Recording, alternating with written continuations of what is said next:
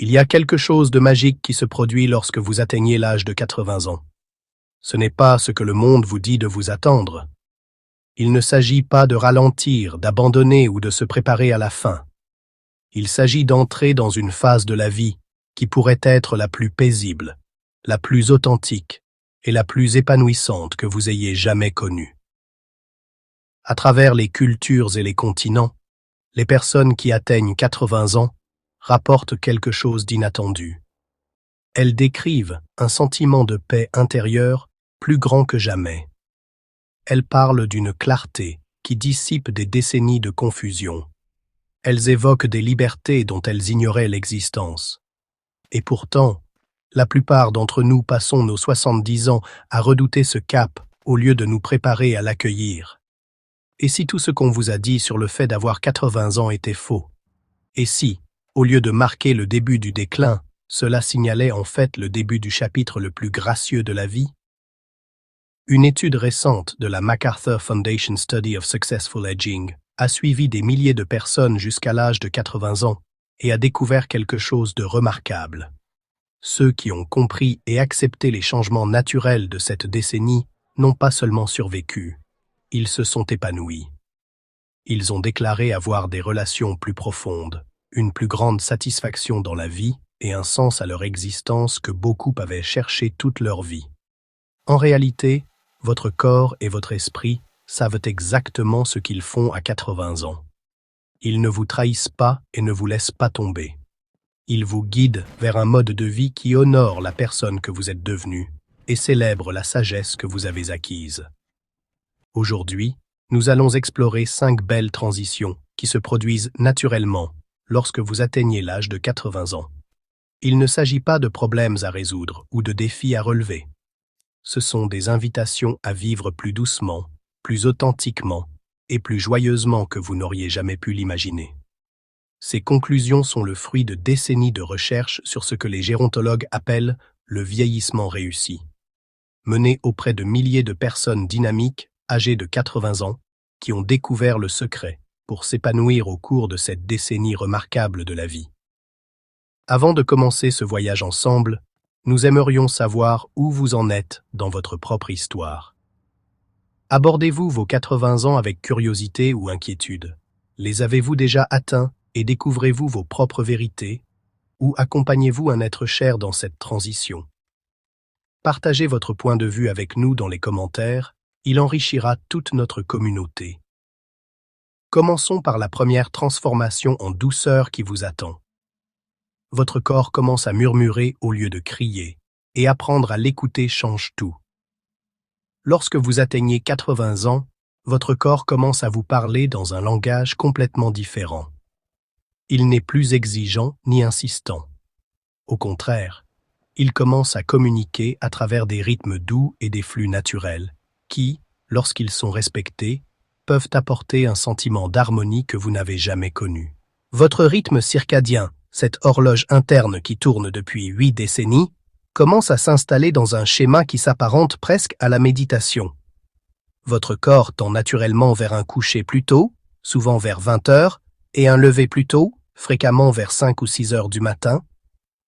Plutôt que de lutter contre ce changement, imaginez que vous l'acceptez comme un retour au rythme de la nature.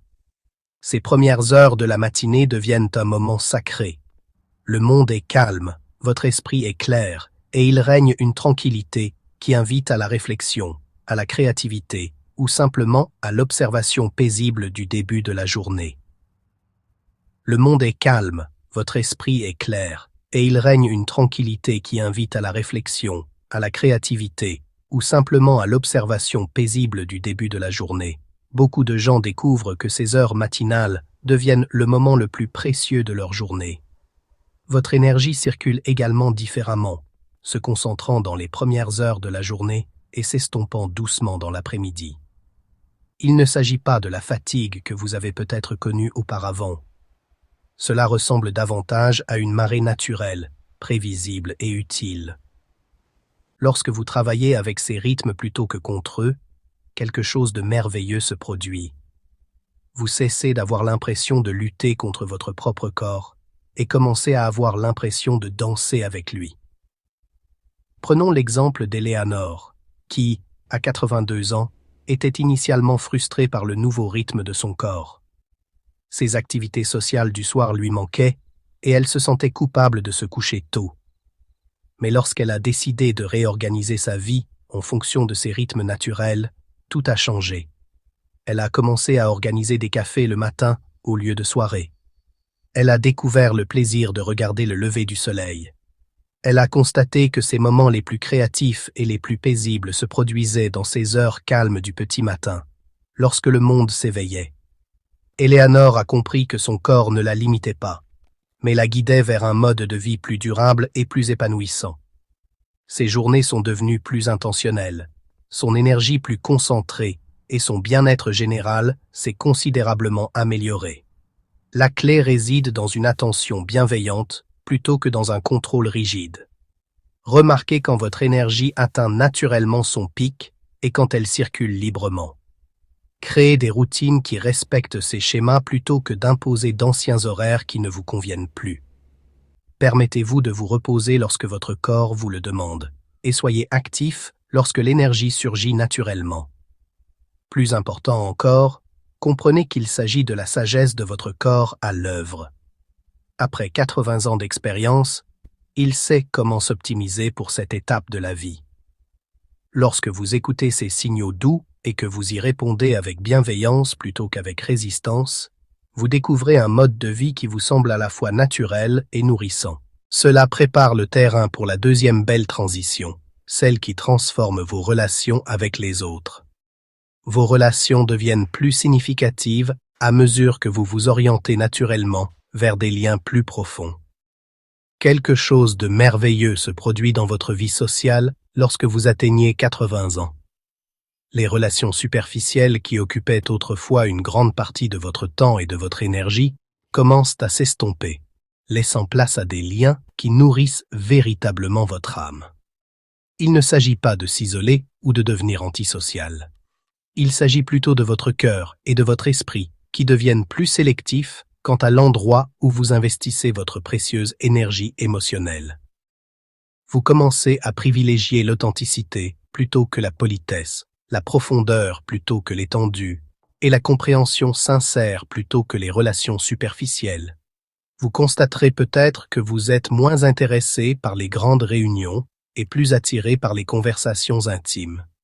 Un après-midi tranquille avec un ami proche peut vous sembler plus enrichissant qu'une fête animée avec des dizaines de connaissances.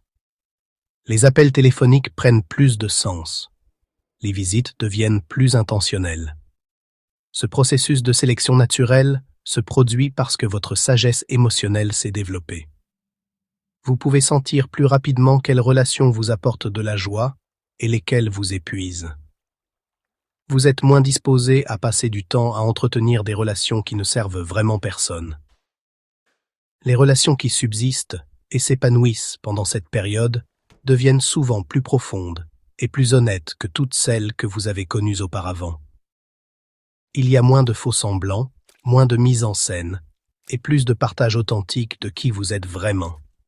Prenons l'exemple de William, qui, à 83 ans, s'est rendu compte que beaucoup de ses amitiés de longue date étaient devenues routinières plutôt qu'enrichissantes. Les parties de cartes hebdomadaires lui semblaient plus une obligation qu'un plaisir. Les réunions sociales le laissaient fatigué plutôt que revigoré. Au début, il s'est inquiété de penser que quelque chose n'allait pas chez lui. Puis William a rencontré à la bibliothèque un autre homme de 83 ans qui partageait son amour de l'histoire. Leur conversation était riche et captivante, ce qui l'a surpris. Il a commencé à passer plus de temps avec ce nouvel ami et s'est naturellement éloigné des obligations sociales qui étaient devenues pesantes.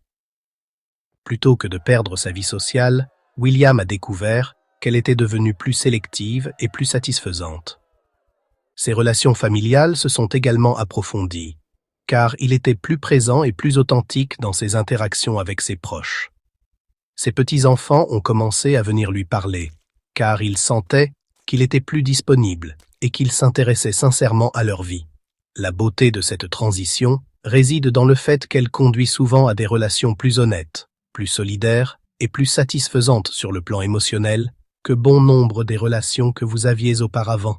Lorsque vous ne cherchez plus à entretenir un réseau social pour les apparences ou par obligation, vous pouvez vous concentrer sur les personnes qui comptent vraiment pour vous.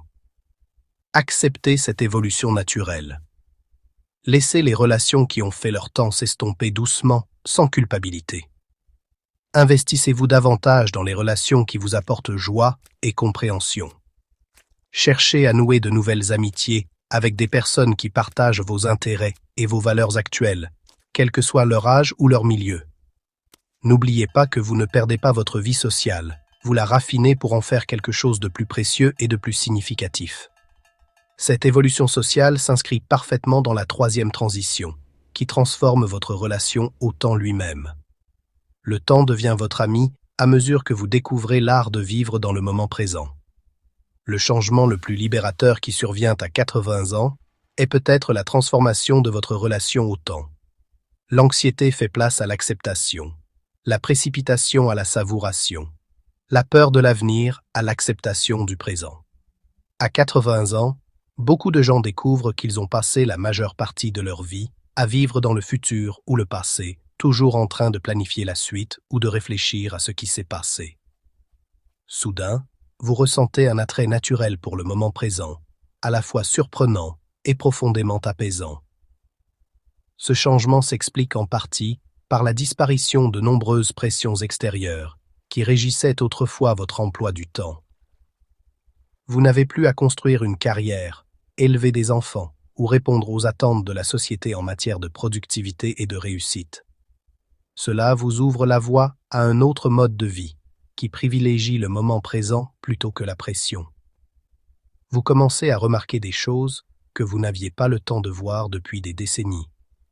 La façon dont la lumière change au fil de la journée, le chant des oiseaux devant votre fenêtre, la texture de votre tasse de café dans vos mains le matin.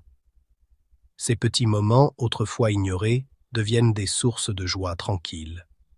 La prise de décision devient également plus facile, car vous développez un sens presque intuitif de ce qui compte vraiment et de ce qui n'est que bruit.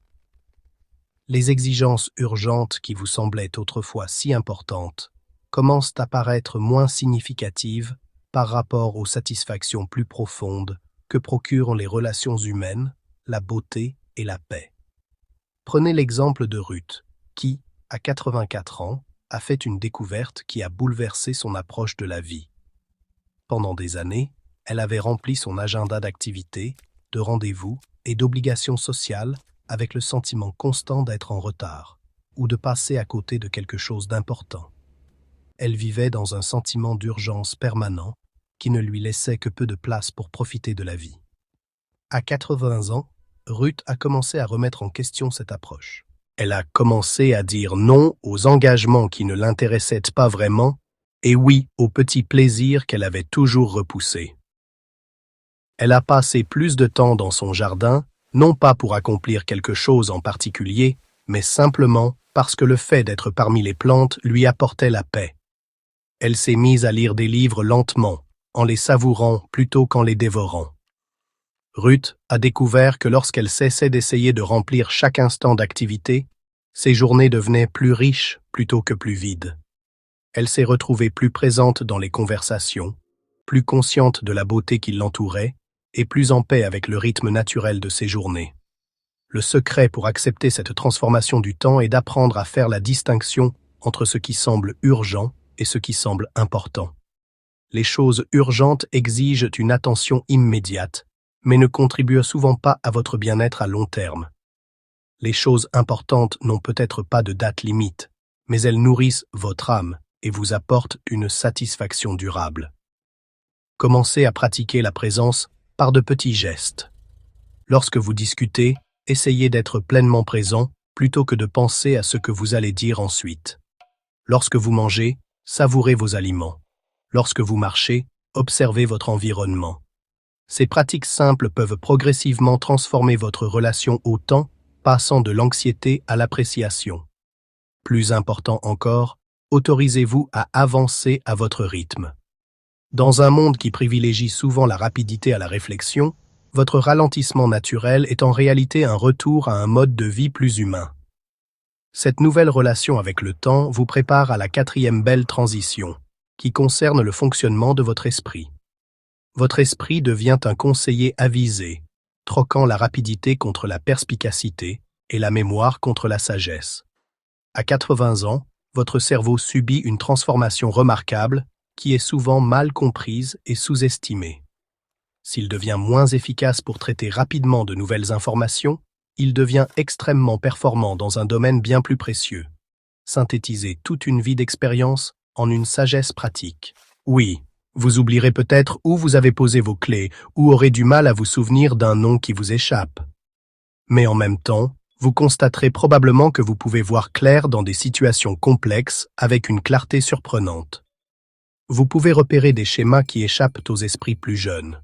Vous pouvez offrir des perspectives qui ne peuvent venir que de l'expérience de circonstances similaires. Votre cerveau passe essentiellement du traitement rapide de l'information à la reconnaissance approfondie des schémas.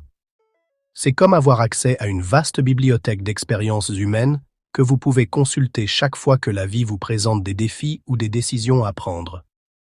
Cette évolution cognitive se manifeste souvent par une capacité accrue à donner d'excellents conseils, à voir la situation dans son ensemble, dans des situations confuses, et à rester calme dans des circonstances qui auraient pu vous submerger au cours des décennies précédentes. Votre esprit devient moins réactif et plus réfléchi, moins précipité et plus posé. Beaucoup de gens découvrent que même s'ils ont besoin de noter plus souvent les choses, leur prise de décision s'améliore considérablement. Ils parviennent mieux à distinguer ce qui est vraiment important de ce qui n'est que bruit parasite.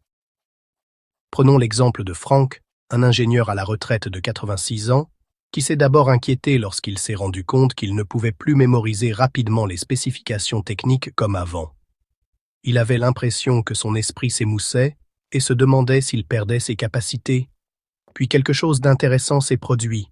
Les enfants adultes de Frank ont commencé à venir le consulter pour des décisions importantes, des problèmes professionnels et des difficultés relationnelles. Ils ont découvert que même si Frank ne se souvenait pas de tous les détails de leur conversation, ses conseils étaient toujours judicieux et utiles. Ils voyaient des solutions qui leur échappaient, identifiaient des problèmes potentiels qu'ils n'avaient pas envisagés et offraient des perspectives qui s'avéraient précieuses. Frank a réalisé que son esprit ressemblait moins à un ordinateur, axé sur le stockage et la récupération rapide de données, et davantage à un conseiller avisé, capable de puiser dans des décennies d'expérience pour offrir des conseils et des perspectives authentiques. La clé pour accepter cette transition cognitive est de travailler avec vos nouvelles forces mentales plutôt que de regretter vos capacités antérieures. Utilisez des outils externes tels que des carnets et des calendriers pour gérer les informations courantes, afin de libérer votre énergie mentale pour la réflexion approfondie que vous êtes désormais mieux à même d'effectuer. Pratiquez des activités qui font appel à vos capacités de reconnaissance des schémas et à votre expérience de la vie.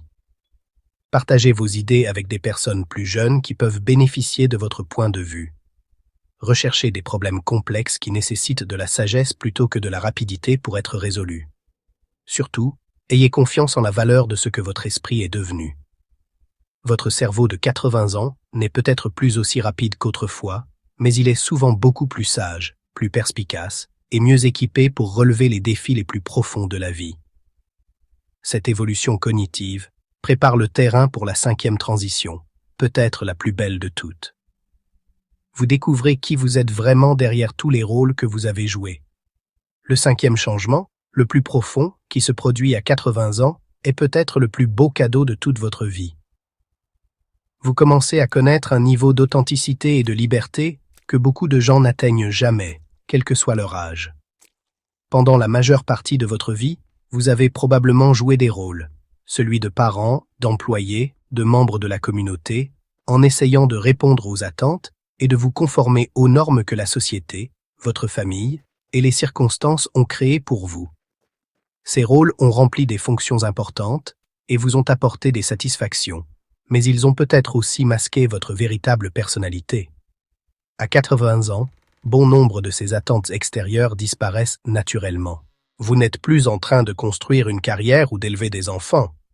Vous vous souciez moins de ce que les autres pensent et vous vous intéressez davantage à ce qui vous apporte une satisfaction authentique. Cela crée un espace pour que des parties de vous-même qui étaient peut-être en sommeil depuis des décennies puissent enfin émerger.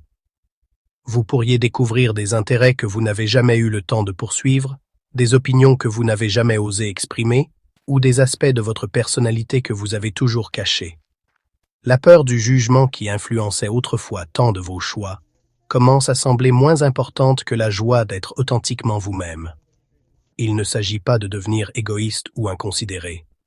Il s'agit d'avoir enfin la sagesse et la liberté de vivre selon vos propres valeurs, plutôt que selon les attentes des autres. Et paradoxalement, cela vous rend souvent plus intéressant, plus authentique et plus précieux pour votre entourage. Beaucoup de personnes déclarent se sentir plus elles-mêmes à 80 ans qu'elles ne l'ont jamais été auparavant. C'est comme si toutes les couches de faux-semblants et de comédie avaient enfin été retirées, révélant la personne qui avait toujours été là. Prenons l'exemple de Marie, qui, à 81 ans, a surpris tout le monde en se mettant à la peinture. Elle avait toujours été la plus pragmatique de sa famille, concentrée sur ses responsabilités et ses obligations. L'art lui semblait futile, peu pratique, réservé aux autres. Mais à 81 ans, Marie a décidé qu'elle se moquait de savoir si c'était pratique. Elle voulait peindre. Ce qui n'était au départ qu'une petite expérience est devenu une passion qui a transformé toute sa vie. Marie a découvert qu'elle avait un talent naturel et une vision unique. Ses peintures lui ont apporté une joie que des décennies d'activité consciencieuse ne lui avaient jamais procurée. Sa famille, d'abord perplexe face à ce changement, a fini par aimer cette version plus vivante et plus expressive de Marie. Marie s'était donné la permission d'être qui elle était vraiment, et tout son entourage a bénéficié de son authenticité.